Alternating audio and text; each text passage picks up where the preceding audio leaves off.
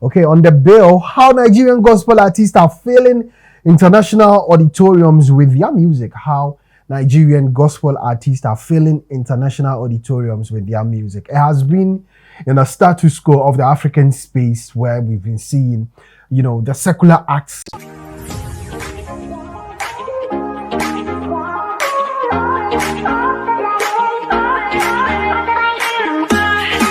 Okay, beautiful evening on this Pan-African Stands right here on TJ Studios. I am TJ Emeka. You can call me Maso, you can call me Folarin, and Omo Luabi. Or you can, if you don't want to call me Emeka, you can refer to me as Chuku Emeka. It bears the same meaning as given to me by my Niger people. Right, it's a Pan-African channel. Let's do this together. We jaw, and then you know what I do. After that, I leave the rest to you for you to share your thoughts with me.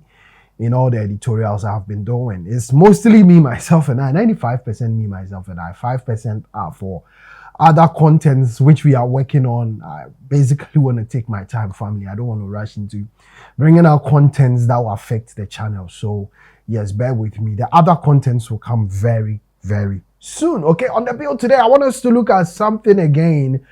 And it's a topic I've been looking at, like I've been doing. If I'm done, whether you agree or disagree with me, the final say is going to come from you. But like I've been saying, it has to be sane and civil.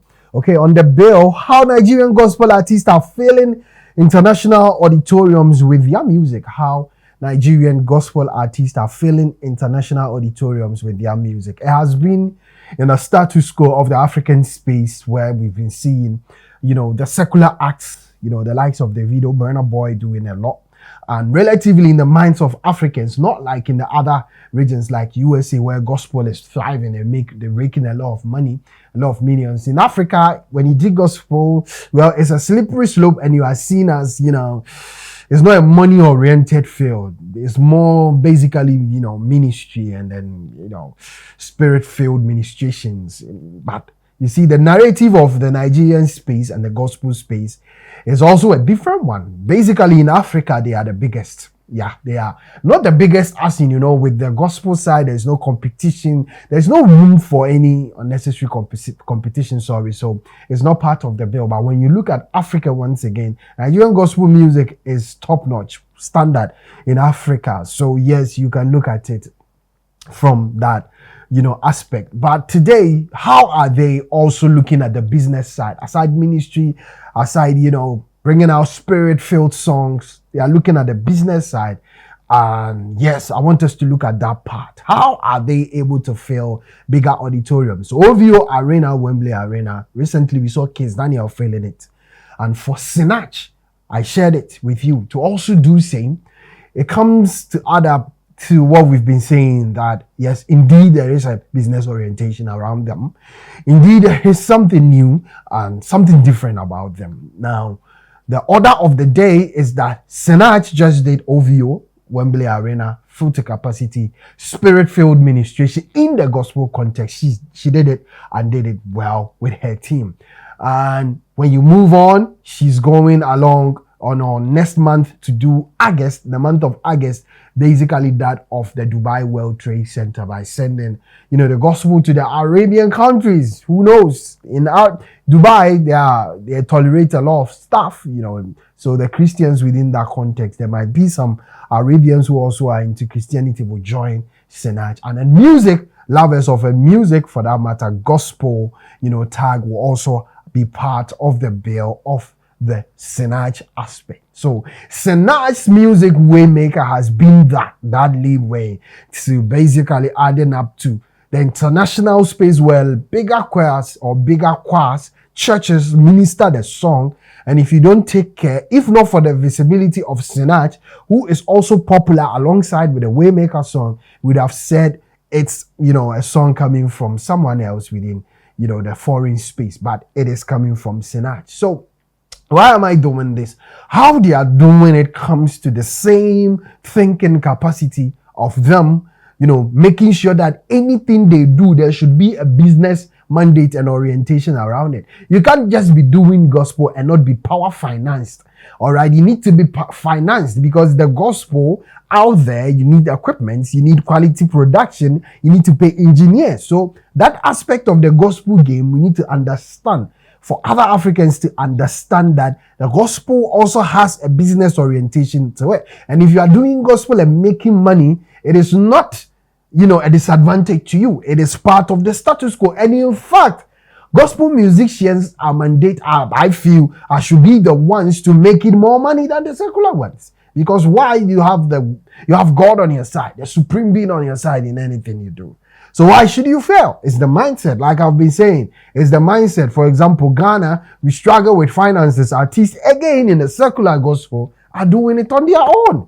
Mostly, says the secular people get sponsorship and all, but Ghanaian gospel struggles to get sponsorship, and now they do what they call partnership for friends and family and corporate people who want to support their events. They do that. But when it comes to the corporate world, hopping onto their brand and selling the gospel out there, it is a problem. Not only Senat, we've been seeing Moses Bliss in Ghana recently, married to a Ghanaian. That is just by the way, but he had an event in Ghana doing same. Recently saw him in Canada with an event. All right, last 2 months I saw doing in a Yegan visiting Pastor Adeboye, doing a lot, massive, at Manchester, massive ministration, performed over 15 songs, if I'm right. Yes, massive ministration from Dinsin Yegan. When Nathaniel Bassey is in Ghana, is massive. Not only in Ghana, you saw Sonny Badu expounding on the fact that a Go To Me Fund was put together for Nathaniel Bassey and other Nigerian gospel artists to have an event, and they raked in a lot of cash. All right, raked in a lot of cash for this Go To Me Fund, which was put together by a man of God, and it came to a time they had to tell them to stop donating. All right, so there is always a business orientation about Nigerians, and we can't stop talking about it, because if you have them leading the African space, like when you're talking about football, Manchester, the European clubs, the big guns, England, you talk about Italy, you talk about Spain, you talk about Ligue 1, you talk about all these big clubs, these are the ones you talk about the most. You will not go talking about, yes, the Portuguese league is also good, but you don't talk about them a lot. You don't talk about the Swiss league, the Swedish league. Although these are category B leagues, the A's, the big guns will always dominate. And if you look at the Champions League, they are the major talk about in the space. That is saying for the African space.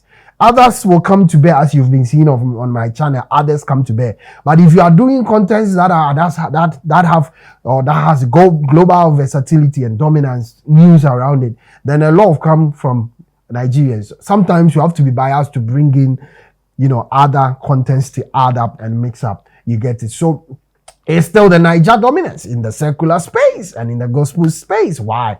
Business orientation. That is what others are lacking.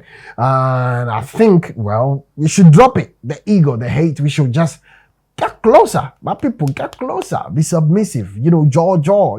Because when they see that you are fake, they find it difficult to spread the word, to share one or two with you, because they know that you want to outgrow them. That is not what they want. Just feel free. They hate dishonest people. That is what I've come to know. So just be part of them and let's do this. The Nigerian gospel space and how they are raking in money and filling auditoriums. Yes, business orientation. And the mandate not to stay fixated at one place, to keep doing more, is within their DNA. And this we've said again. Secular, they are leading. Gospel, they are leading. And you cannot brigade them. Shout outs to the Nigerian space. I don't want to be lingering on. I'm signing out of here. And I'm going to leave the rest to my, my able and, honest, honorable subscribers to do the needful by sharing their thoughts. Do you agree with me or you disagree with me? On this Pan-African stance, my name is TJ.